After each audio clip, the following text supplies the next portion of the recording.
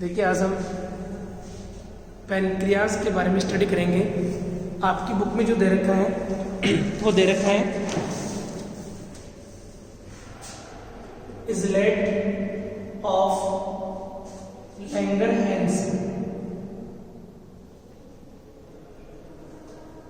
Langerhans के द्वीप समूह, और जो लैंगरहैंस के जो द्वीप समूह हैं, अगर आप इनकी प्रॉपर आप स्टडी करोगे तो अपनी जो एलिमेंट्री कैनाल होती है उसमें स्टोमक होता है।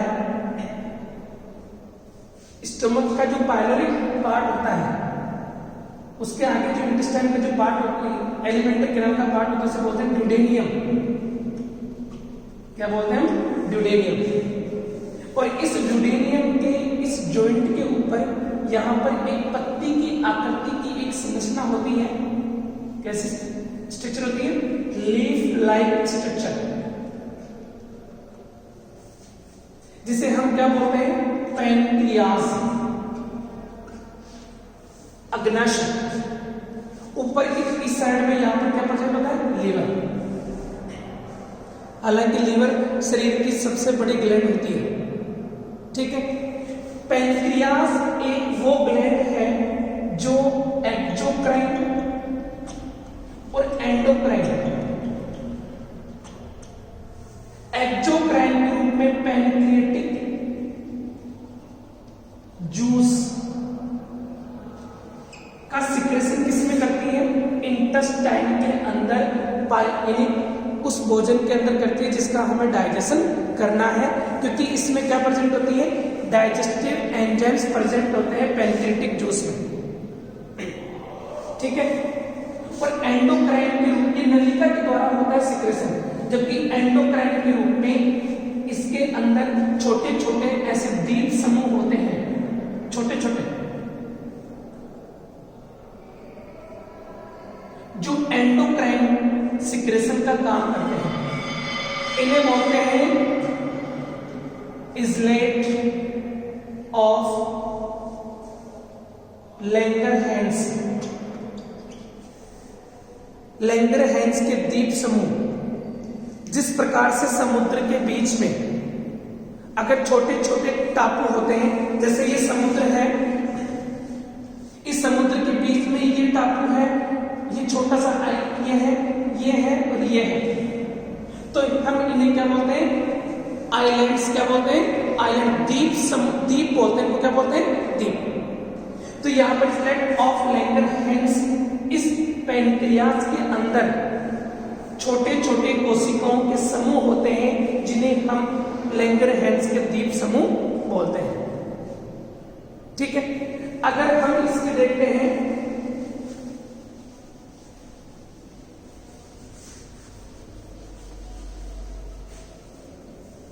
इसकी हम एनाटॉमी देखते हैं इस इजलेट ऑफ लैंगरहैंस की, तो इसमें कई प्रकार की कोशिकाएं प्रेजेंट होती हैं, क्योंकि ये कोशिकाओं का समूह होता है। एक समूह ये है, ऐसे काफी सारे 1 to 2 मिलियन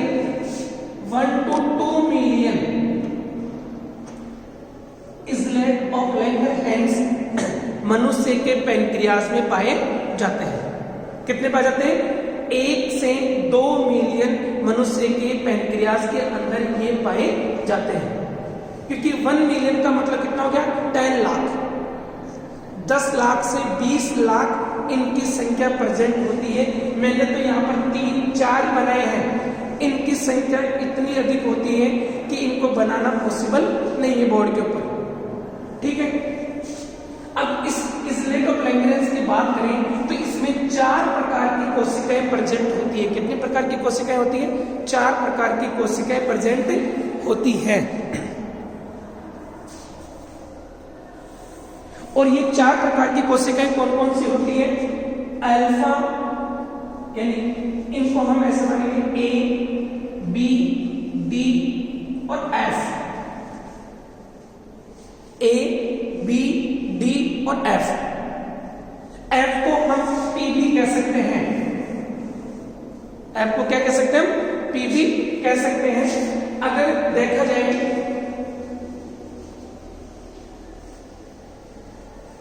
तो देखिए, जो एक कोशिका होती है वो सिक्रेशन करती है ग्लूकेगोन का। जो ग्लूकेगोन हार्मोन होता है उसका सिक्रेशन कौन करती है? ए। इसे हम अल्फा भी बोल सकते हैं, अल्फा कोशिकाएं भी हम इनका नामकरण कर सकते हैं। ठीक है, देखिए दूसरा है बीटा कोशिकाएं या इनको बी कोशिकाएं बोलते हैं। ये किसका सिक्रेशन करती है? इंसुलिन का। किसका सिक्रेशन करेगी? इंसुलिन का। ठीक है, फिर आती है डी कोशिकाएं। ये किसका सिक्रेशन करती है? सोमेटोस्टेटिन का। किसका सिक्रेशन करती है? सोमेटोस्टेटिन का।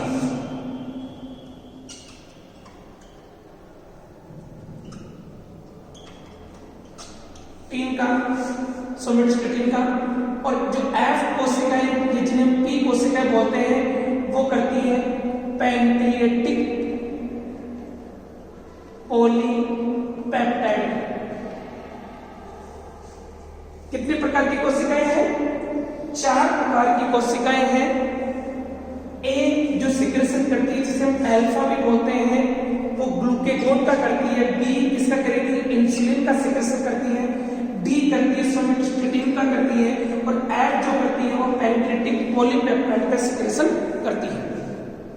ठीक है, अब हम एक एक हार्मोन की हम डिस्क्रिप्टिव्स की केमिस्ट्री पढ़ेंगे, इसका सिंथेसाइज में पढ़ेंगे। इंसुलिन, इसमें इंसुलिन और ग्लूकेगोन जो हार्मोन है वो मोस्ट इंपोर्टेंट हार्मोन है, ध्यान रखना। ठीक है ना, कौन से? इंसुलिन और ग्लूकेगोन दोनों एक दूसरे के अपोजिट हार्मोन है। ठीक है ना, एक उत्तर जाएगा तो दूसरा दक्षिण में जाएगा। यानी अगर जैसे एक रस्सी को 2 अलग अलग व्यक्ति अलग अलग दिशाओं में खींचते हैं तो दोनों अपोजिट डायरेक्शन होती है उनकी। ठीक है ना, इसी तरह से अगर हम सबसे पहले बात करते हैं इंसुलिन की, जो बीटा कोशिकाओं के द्वारा सिक्रेट होता है। किसके द्वारा सिक्रेट होता है? बीटा कोशिकाओं के द्वारा इंसुलिन। ये लैंगरहैंस के द्वीप समूह से जो इसलेट ऑफ लैंगरहैंस होते हैं इनकी बीटा कोशिकाओं या बी कोशिकाओं से सिक्रेट होगा।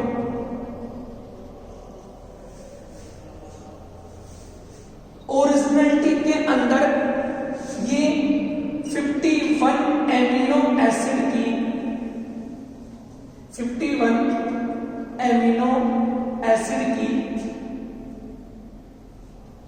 2 पॉलीपेप्टाइड चेन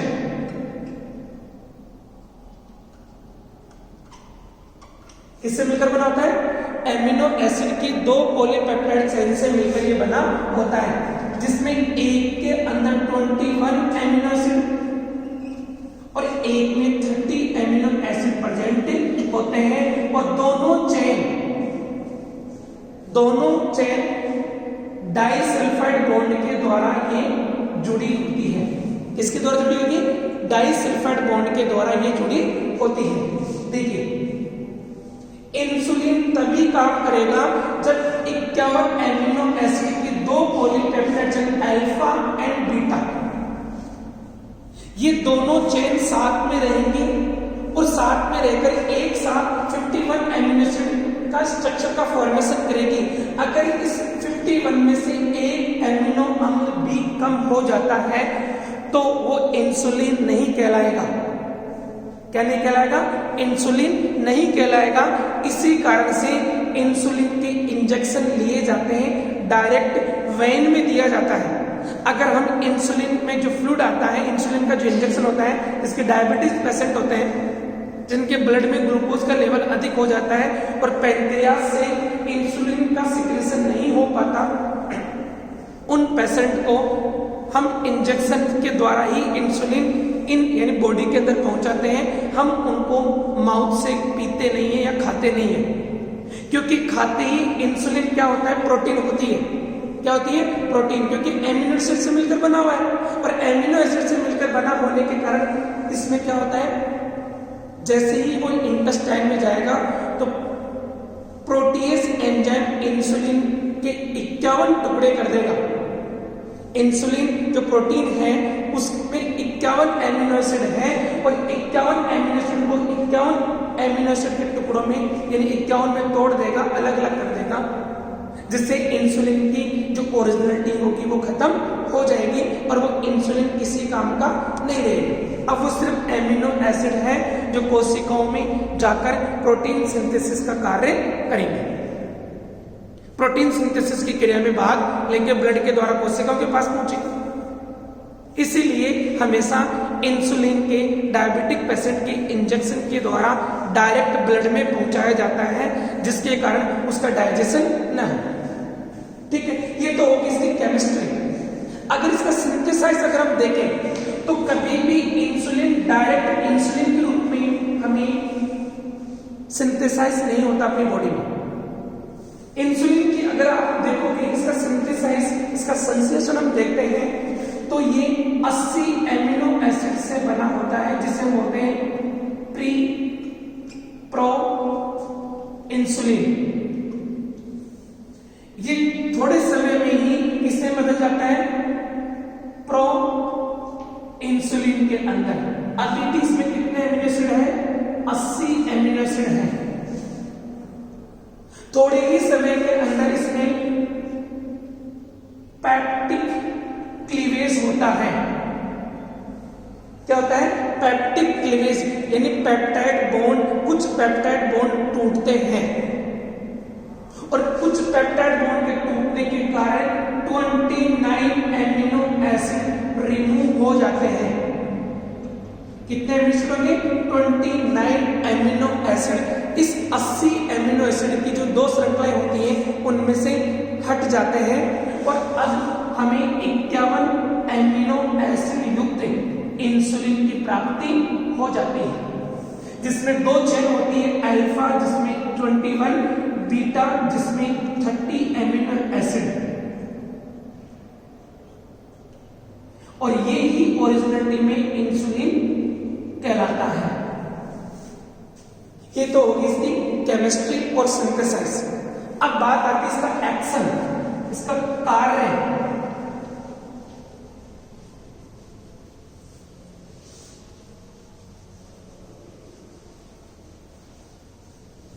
देखो, इंसुलिन एंटी डायबिटिक हार्मोन होता है। कौन सा होता है? एंटी डायबिटिक हार्मोन, यानी हमारे शरीर को मधुमेह रोग से बचाने का कार्य करता है। इसका मेन इंपॉर्टेंट वर्क होता है ब्लड ग्लूकोज को कम करना, ब्लड ग्लूकोज के लेवल को मेंटेन करना। और ब्लड ग्लूकोज लेवल कैसे मेंटेन होता है वो देखिए। ये सबसे पहले, ये अगर इसका कार्य देखोगे तो फर्स्ट वर्क होगा वो क्या है? कोशिका के द्वारा, ये कोशिका है और ये ब्लड है, ये ब्लड बह रहा है और ये सेल है। इस चीज को समझना है आपको। ये कोशिका की ग्लूकोज को अपटेक करने की कैपेसिटी को बढ़ा देता है, अंदर ग्रहण करने की कैपेसिटी को बढ़ा देता है ग्लूकोज की को, अर्थात इस मेम्ब्रेन की परमेबिलिटी को बढ़ा देता है। किसके प्रति? ग्लूकोज के प्रति। और ग्लूकोज के प्रति अगर किसी भी चीज की अवशोषण करने की क्षमता बढ़ गई तो यहां पर जो ग्लूकोज होगा वो यहां पर पहुंच जाएगा, तो ऑटोमेटिक ही ब्लड के अंदर किसकी कमी हो गई? ग्लूकोज की। यानी ग्लूकोज अब किधर चला गया? कोशिका के पास में। पहला काम तो क्या करता है? अपटेक प्लस यूटिलाइजेशन,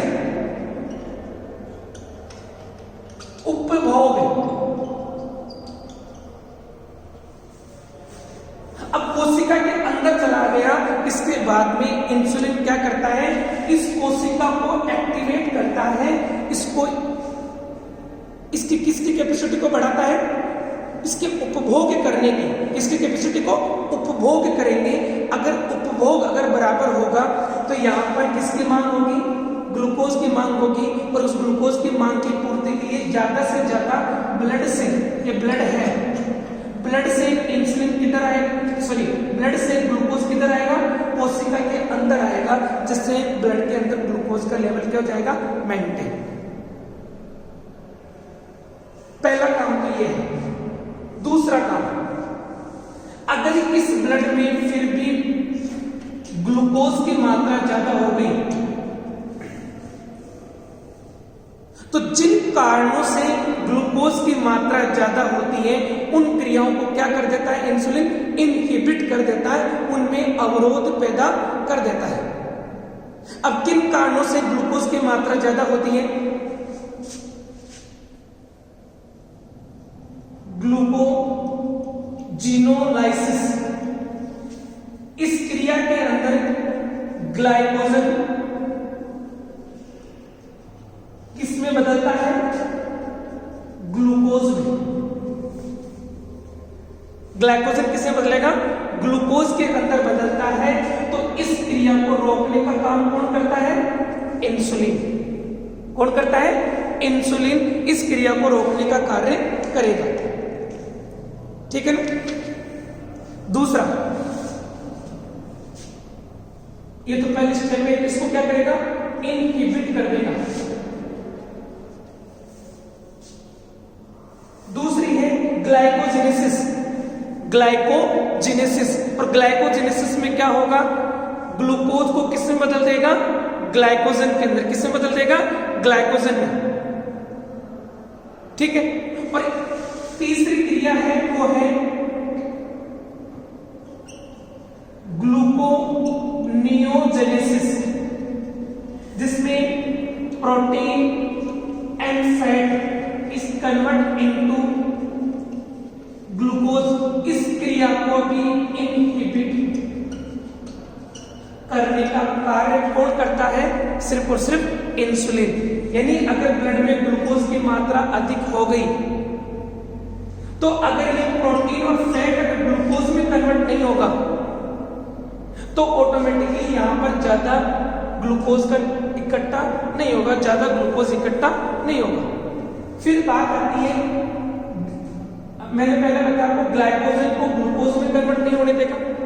और तीसरी चीज थी कि ग्लूकोज जो ग्लाइकोजन सॉरी ग्लूकोज जो है उसको किस में कन्वर्ट कर देगा, ग्लाइकोजन के अंदर कन्वर्ट कर देगा, उस क्रियाविधि को बढ़ा देगा, जिसे हम क्या बोलते हैं, ग्लाइकोजेनेसिस। क्या बोलते हैं उसको, ग्लाइकोजेनेसिस।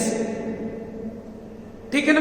ग्लाइकोजेनेसिस की क्रिया को बढ़ाता है, ग्लूकोजीनोलाइसिस इस क्रिया को घटाता है, और ग्लूकोनियोजेनेसिस की क्रिया को भी क्या करता है, कम करता है।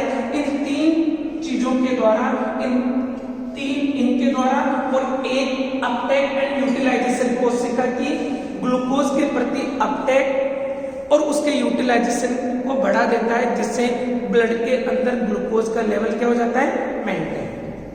इस प्रकार से लास्ट में एक ही निष्कर्ष निकलता है कि ग्लूकोज क्या कर सकता है, सॉरी इंसुलिन क्या कर सकता है, इंसुलिन ब्लड में ग्लूकोज के लेवल को क्या करता है, मेंटेन करने का कार्य करता है।